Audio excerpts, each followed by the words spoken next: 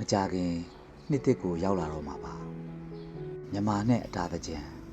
အတာနဲ့နှစ်သားဆိုတာခွဲလို့မရပါဘူးမြမာရဲ့ရနံ့ဟာဘာလဲလို့မေးလာခဲ့ရင်ကျွန်တော်ကတော့နှစ်သားရဲ့ရနံ့လို့ပဲ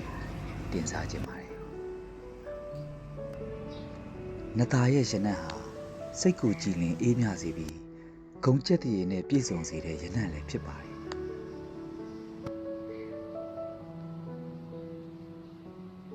အဲဒါကြောင့်မလို့ဒီနန်းပါရှန်နှစ်သားဖြူပေါင်းခံရဘူးလေးဟာအိမ်တိုင်းမရှိမဖြစ်ဆောင်ထားတဲ့ပစ္စည်းလေးတစ်ခုလည်းဖြစ်ပါတယ်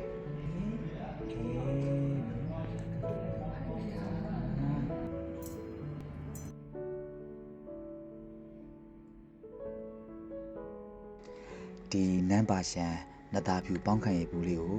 မိမိရဲ့အိမ်တွင်ဖျားခံကြက်တရေခံရုံခံဆိုင်ခန်းတွေအပြင်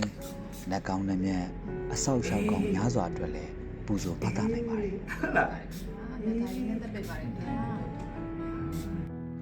ပြီးတော့အိမ်ဆောက်ပနဲရိုက်တာတွေဖျားထာပနာနဲ့ပနဲရိုက်မင်္ဂလာတွေအပြင်မင်္ဂလာဆောင်ပြန်ကန်းတွေရှင်ပြုအလှပြန်ကန်းတွေအစားအသုံးပြုနိုင်ပါတယ်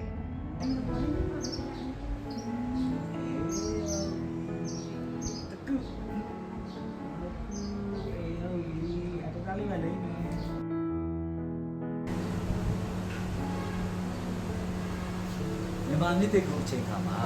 ဒီနန်းပါရှန်နှစ်သားပြီးပေါင်းခံရေးလေးကိုအသုံးပြုပြီးတော့ကုသိုလ်တွေပွားနိုင်ကြပါစေ။ကျက်တည်မင်္ဂလာဖြာဖြာနဲ့လည်းပြည့်စုံကြပါစေ။စိတ်ချမ်းသာကိုယ်ချမ်းသာပြီးတော့လူအိမ်ဆန္ဒမှုတွေများပြေဝကြပါစေလို့နှစ်တစ်ဆုမကောင်းတောင်းအပ်ပါတယ်